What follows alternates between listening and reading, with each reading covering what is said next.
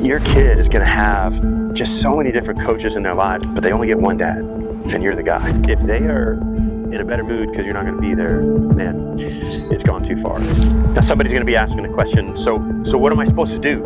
Am I supposed to just let them be lazy? Am I supposed to just let them not play well? Am I supposed to not teach them how to compete and how to win at this game, at life?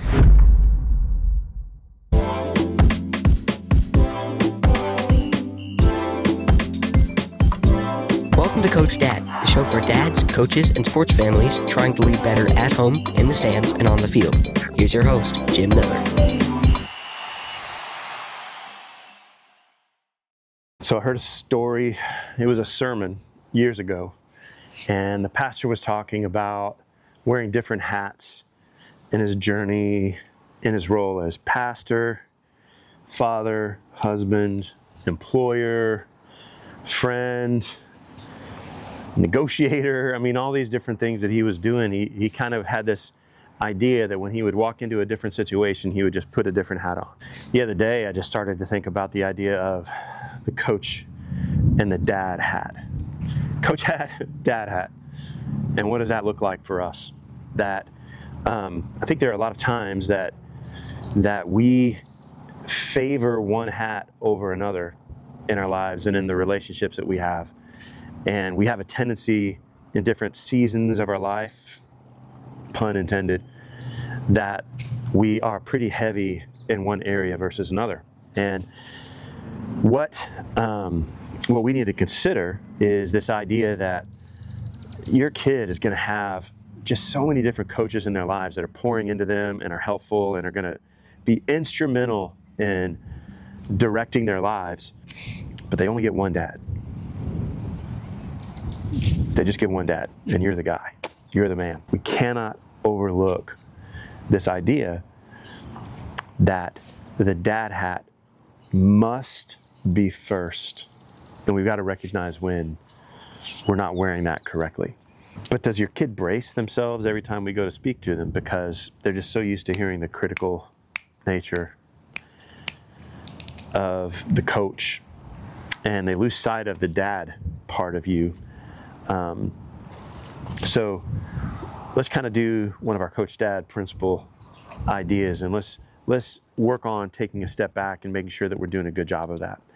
So we never want to confuse coaching our kids with the idea of involvement, right? So a lot of times we just think of the time that we spend coaching them and correcting them and helping them to be better player, better athlete, better competitor, to do a better job of being successful, to give them all the tools that they need and the resources.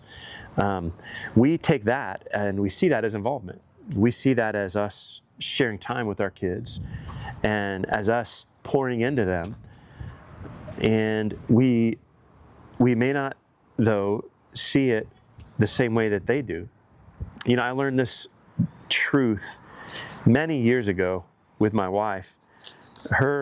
One of her 5 love languages. Are you familiar with the story, the idea of the 5 love languages? One of her 5 love languages is quality time, right? And there are many times in my life where I get this idea that I forget the quality part of that. I just try to replace it with quantity. Maybe it's times in our lives when we're running 100 miles an hour doing a bunch of different things. And I just think that because we're hanging out at night before we go to bed and we're sitting next to each other while the kids are running around and we're doing all these different things, getting dinner ready and eating and then going to bed, hanging out, talking before we go to sleep. And I confuse that with quality time. And it's just a quantity thing. I think to myself, man, we were together, we were hanging out for like 4 hours, and she's thinking to herself, but none of it was quality. And so I haven't met her need. And the same thing is true with our kids, that we think to ourselves, man, I was with you the entire time at practice. The whole car ride home, I was talking to you about what you could do to be a better baseball player, a better softball player, a better basketball player, a better football player. I'm pouring into you in all these different ways. And you're thinking to yourself, this is involvement. This is time together. This is me pouring into you and helping to create a legacy through you. But we don't recognize that the kid doesn't see it the same way, that they see you in that role. They see the hat of a coach in front of them, and what they're missing is the hat of a dad in front of them. You see what I'm saying? So there's a difference between a coach and a dad, and we've got to learn to take it from the kid's perspective and not grade ourselves on our own scale on what we think is important and on how we would rate it. So we want to try to be involved with them in a way that they receive it well. So the CoachDad principle for the day is going to be just a reminder that we are dad first and coach second, right? We just always, in some respects, you think to yourself, well, duh, that goes without saying. But at the same time, we get into modes a lot where we feel like, again, we feel like we're pouring into our kids, but what ends up coming out in the way that we say it and the way we speak it is that we're coaching them up. We're coaching them up. And that may be that we're coaching them up in the sport, or maybe even in the way that they're doing their chores, right? Or maybe even in the way that they're doing their homework, or they're talking to their mom, that instead of having a conversation with them heart to heart, we're speaking to them like as if they are a team. They're one of our teams, right?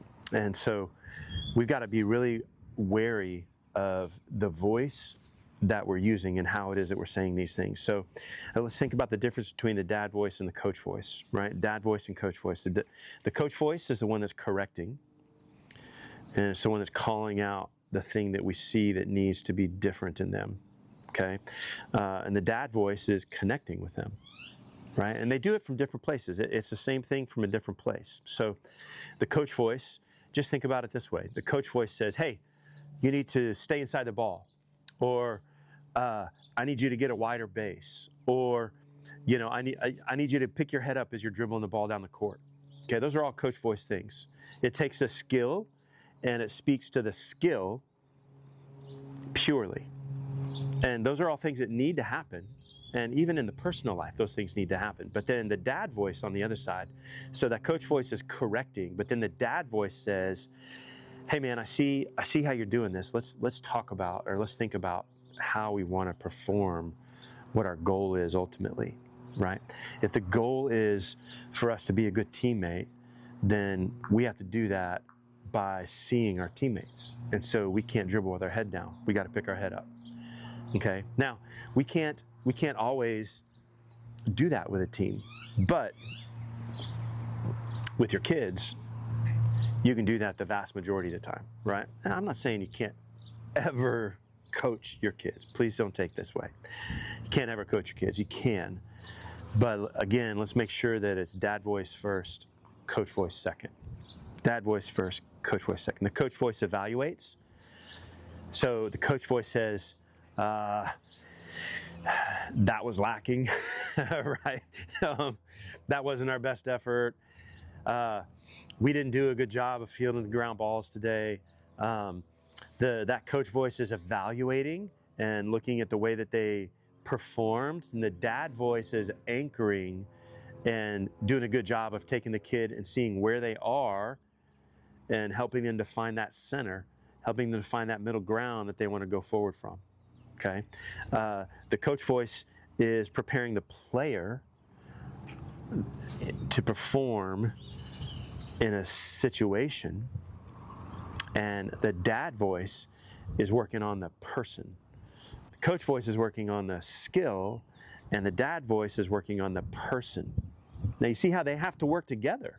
You can't just do one or the other, but we want to be sure that we're starting and ending with that dad voice, and that the coach voice comes in to play a part when we need it. I always think about this, that we always had a sandwich that we would give people when we talked to them, right? And you probably have heard this before in business situations or teaching or something like that, that you have a a positive, negative, positive sandwich that you give somebody. The positive is a slices of bread, and the negative is the meat that's in the middle. And so that dad voice, coach voice, dad voice is another way to think of it. Have that dad voice sandwich with your kids when you're talking to them, so that the dad voice is the first and the last, and the coach voice is there in the middle, doing the work forward of the skills with the kids. What would be some ways to get around that? And honestly, guys, look, I'm not telling you anything you don't really already know, probably. Like, you can search it, you can think about it for a little bit. Just take a step back and look at the situation from an outsider's perspective, and look to see, hey, what would the best dad I know, how would they handle this? What would the best coach that I know, how would they handle this? And what do I think that my best friend would say is going on here? Do they feel like my kid is responding to me well? Or is there something going on that's kind of an issue here? So that's where we want to take that step back and try to examine it from an outsider's perspective a little bit, and think about somebody else speaking into the situation for you.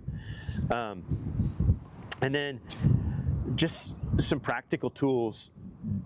Just start asking questions first, and start to think about trying to get their input. Okay, so maybe you could come to them and you can say something like, hey buddy, do you want me right now, do you want me in dad mode, or do you want me in coach mode? Right? You want me to put my dad hat on or the coach hat? And you can start to get their feedback about how they want your feedback right now. Do they need somebody to just hug them and go, man, hey, it'll get better tomorrow, don't worry about it. We all strike out, we all miss the game-winning free throw. I mean, I can relate, because I've been there before. I've been the guy to miss it. I've been the guy that choked. I've been the guy to mess up. And if you have been, then you know how it feels. And so put yourself in their situation. You don't need them to tell you right now, you gotta get your form, shoot through the window. They don't need that right now. They don't read that right now. They need somebody to come up to them and go, man, that hurts. We'll practice some free throws tomorrow, but today let's just take the rest of the afternoon off, and we'll go get some ice cream or something. So you can ask them, hey, is now a good time to talk about what happened, or do you want to talk, just kind of leave it alone for a little bit and talk about it later? Do you want my input or my help? Do you want me to coach you up a little bit, or do you want me to be a dad? Okay, you get their input on that. Or just maybe even just backing off a little bit and just saying, hey, what did you think about the game? Tell me what you thought about the game. What are you thinking about it? And let them, because sometimes maybe they need to verbally process that. I know there are a lot of kids. I've got one boy that, man, he needs to talk it out. He needs a person that he can go to and just talk it out. And I got another kid, and he's gonna hold it all inside. And he's not gonna let anything out. And if you try to get that thing out of there, good gracious, it ain't gonna go well for you, right? And so we have to be able to see, we have to have the wisdom to see our kid for who they are and how they're gonna respond to a situation and what we're gonna do with them, and to know how to approach that situation with them individually. So, hard questions. Does your kid enjoy being around you after the game? After a bad game? I mean, maybe they enjoy being around you after a game where they did great, right? Or maybe they don't. Maybe they don't enjoy being around you because they got 4 hits today, but they know that you're going to critique the swing and miss, or the fact that they were out on their front foot on one, or maybe they had a great job on the O-line and they did a great job of run blocking, but pass blocking was terrible today. What is it? Maybe there's a situation where they just don't want your input and your feedback right now. And as a guy that does private lessons for baseball players a lot, I get a lot of dads that come to me and say, man, you know how it is. Doesn't listen to me anymore. I get a lot of people that do that. And you know what? I've done that before too. But if that's the case, then let's figure out how to get that trust back with our kids so that they will listen to us in those situations, and that they will be willing and able to take that feedback that we're going to give them. Okay? So let's figure out how to make that happen. Now somebody's going to be asking the question, so what am I supposed to do? Am I supposed to just let them be lazy? Am I supposed to just let them not play well Am I supposed to not teach them how to compete and how to win at this game, at life? No, that's obviously that's not the right answer. Now, as a coach, I love to win. I love to compete. I love to play hard. As an athlete, man, I was like a lot of us were, right? As athletes, we may or may not have been very competitive off the field, but when it came time to compete on the field, man, there was a dog that came out. There was a different type of animal than we might have been just walking down the street, walking down the hall at school during the day. And so I'm not saying that we shouldn't teach them to compete, because we are competitors. That's what we are. We're competitors. That's part of why we're playing the sport, is we want to compete. And we don't want to just compete. We want to win. We want to win. And so absolutely, should you train them up? Absolutely. Do you want them to have discipline? Absolutely. Do you want them to have self-control? 100%. Do you want them to perform well and to learn the skill? Yes, we definitely want them to perform well, and we definitely want them to know the skill. We definitely want them to be able to be a good player on the field. That's a non-negotiable in my mind, right? But we don't ever want the game to become the primary thing. We don't ever want the game to take the place of preeminent in the life of our children.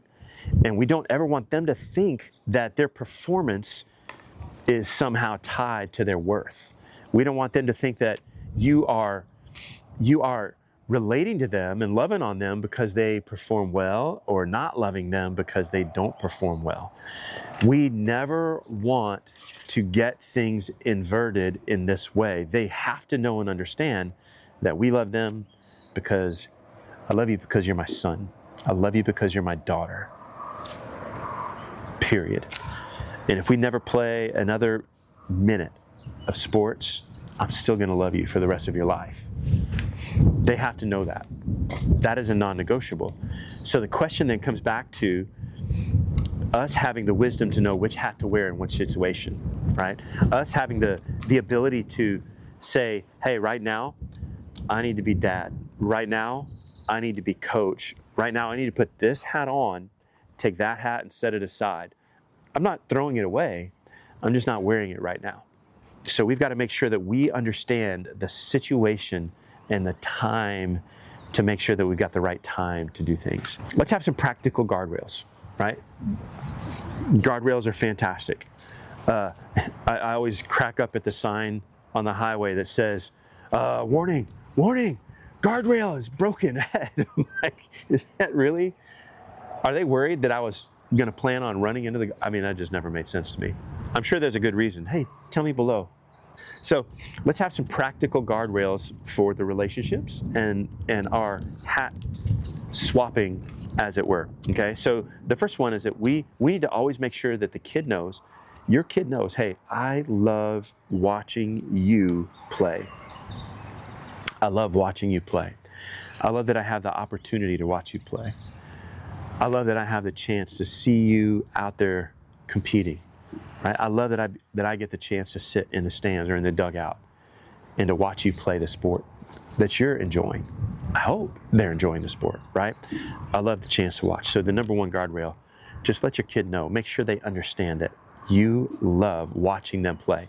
Okay, number two guardrail. We try to implement a 24-hour rule if we need it. Okay, in our athletic program, we've got a 24-hour rule. And then at home, a 24-hour rule can be a great guardrail that we are, for 24 hours after that game, we're just dad. Okay, for 24 hours after that game, we're not criticizing, we're not critiquing, because maybe they're a little bit too fresh, or maybe we're a little bit too fresh from the pain or the struggle of it, right? For 24 hours, we're going to take a step back and say, hey, I'm your dad right now. We'll be coach tomorrow, but for right now, we're just dad. Number three, guardrail number three, ask permission, right? Hey, do you mind if I coach you up on this right now? Do you mind if I talk to you about that at bat? Is it okay with you if we talk about what happened when you got the ball on the sideline over there? Is that okay if we have that conversation? Because maybe they know, maybe they don't want to know, maybe there's something that's going on, but we got to make sure that they're ready to receive the instruction before we just start dishing it out. Okay, we want them to be in a position to receive it. And then guardrail number 4, let's make sure the car ride home is safe. We want that car ride home to be a safe space for them. We don't ever want that door to close to them feeling dread that, oh no, now I'm stuck in this vehicle 60 miles an hour on the highway, and I gotta listen to my dad in that front seat, and he's just gonna undress me based on how I performed today. We don't want that to be a situation where your kid dreads the car ride home. So we're gonna make sure that we do a good job of getting that car ride home as a safe space for them, okay? So our practical guardrails: let them know, hey, I love watching you play. Implement that 24-hour rule if you need to. Get permission from them if you need their permission to coach them versus being dad. And then let's make sure that that car ride home is safe, okay? So now a lot of us have gone through this, and we've come to a place where we have done some damage, and there's some repair that needs to happen, okay? So let's talk about the repairing conversation with them. I think in all things that the truth is going to set us free, and it'll set them free, right? That when we are coaching them up and when we're having those conversations with them, we need to make sure that they recognize that we're speaking truth to them. And that truth, as we speak that truth out, it's going to create freedom, a space of freedom around all of us in that situation. So the first thing that we need to do as dads is we need to be truthful about the fact that maybe we've been too coach heavy on one side versus dad heavy, right? So as we're walking this conversation with them, we need to come out and just let them know, hey man, I think I've been coaching you up too much and not being dad. Not being your dad, I've been your coach too much. Okay. I want to think about this kind of in a character angle in the way that we look at this, right? There was a military mission that a colonel, like the head military dude, needed somebody to run a military mission for him.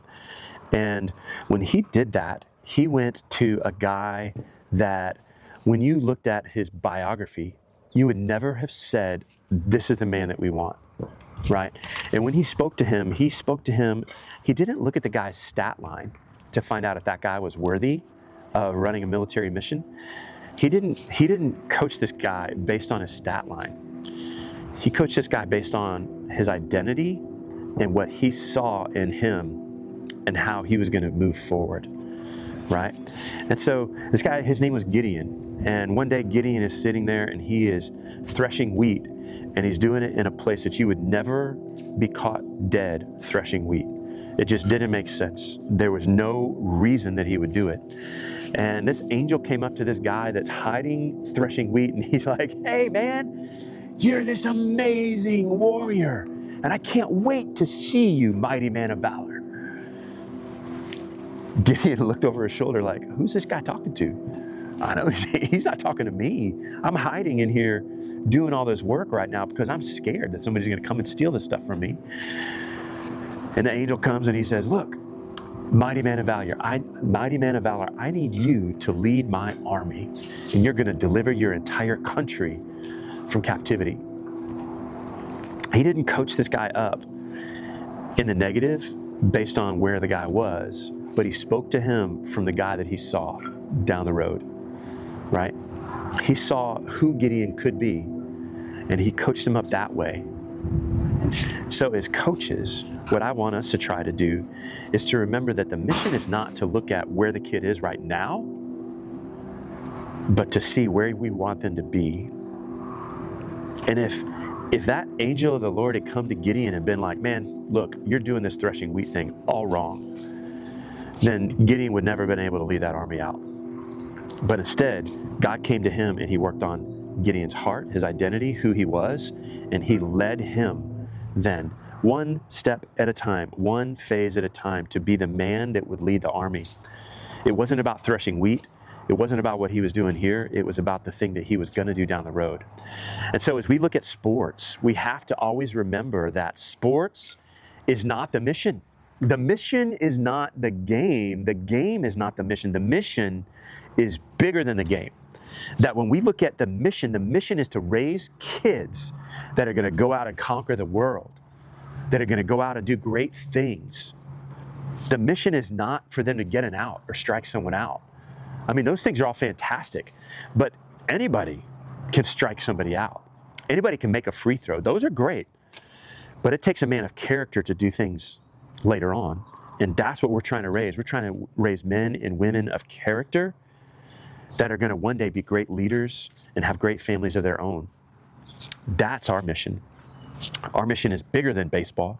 It's bigger than sports. It's bigger than football, even in Texas. Sorry, I know. Sorry. Our mission is huge. We can't ever let sports become the thing that we focus on too much. We need to focus on our kids and leading them to the place where we want them to be one day. So this week, I'm just going to challenge you, encourage you to try to focus on being a dad first, right? And to say something that's going to encourage your kids, to find a way to encourage them first, to lead with that. You know, I love watching you play. I love being your dad. I'd rather hang out with you than, you're more important to me than 1,000 games. Okay, you're a bigger deal to me than any sport could possibly be. Let's just help remind ourselves of that truth, and let's make sure that our kids know it as well. And then we need to remember that the mission is bigger than the game, and we need to remember that the mission, it starts at home, right? It's bigger than the game, and it starts at home. If CoachDad is helping you, follow the show so you don't miss future episodes. And share this one with another dad, coach, or sports parent who needs the reminder. Go to CoachDad.live and join the email list for weekly encouragement, resources, and updates. Thanks for listening to Coach Dad, where it starts at home.